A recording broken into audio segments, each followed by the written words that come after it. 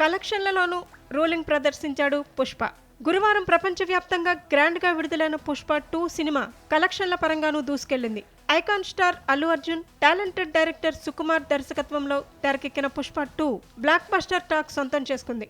Bunny one man షోతో మరోసారి mesmerise చేశారు. Sukku taking ప్రేక్షకులను మైమరిపించింది. ఇక ప్రీ సేల్ బుకింగ్స్ లోనే దూసుకెళ్లిన ఈ సినిమా మొదటి రోజు వసూళ్లలోనూ హవా చూపించినట్లు సమాచారం. బుధవారం రాత్రి నుంచి థియేటర్లలో సందడి చేసిన పుష్ప 2 ఓవర్సీస్లోనూ కలెక్షన్ల పరంగా టాప్ లో ఉన్నట్లు తెలుస్తోంది. మొత్తంగా ఈ సినిమా తొలి రోజు వరల్డ్ వైడ్ గా సుమారు 230 కోట్లు వసూలు చేసినట్లు ట్రేడ్ వర్గాలు అంచనా వేశాయి. ఇందులో ఏపీ, తెలంగాణ వాటా అధికంగా ఉన్నట్లు సమాచారం.